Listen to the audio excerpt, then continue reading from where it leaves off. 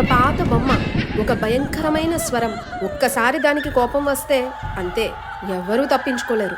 ఒక ఊరిలో శ్రేయ అనే అమ్మాయి ఉండేది. ఒకరోజు ఆమె ఇంట్లో ఉన్న పాత స్టోర్ రూమ్కి వెళ్ళింది. అక్కడ ఒక పాత బొమ్మ కనిపించింది.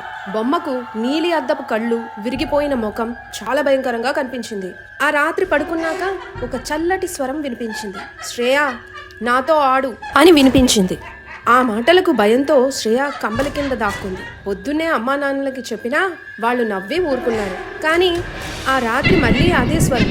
శ్రేయ, నన్ను నిర్లక్ష్యం చేయకు, నేను నీకు కనిపిస్తున్నానని నాకు తెలుసు. కలవరపడిన శ్రేయ వెంటనే ఆ బొమ్మను ఇంటి వెనుక ఉన్న బావిలో పడేసి ఊపిరి పీల్చుకుంది. కానీ వెనక్కి తిరిగి చూసేసరికి బొమ్మ బావి పైన కూర్చుని చిరునవ్వు చిందిస్తుంది. నువ్వు నన్ను విడిచిపెట్టలేవు, ఇక ఎప్పటికీ నువ్వు నాతోనే ఉండాలి శాశ్వతంగా అని చెప్పి నవ్వింది.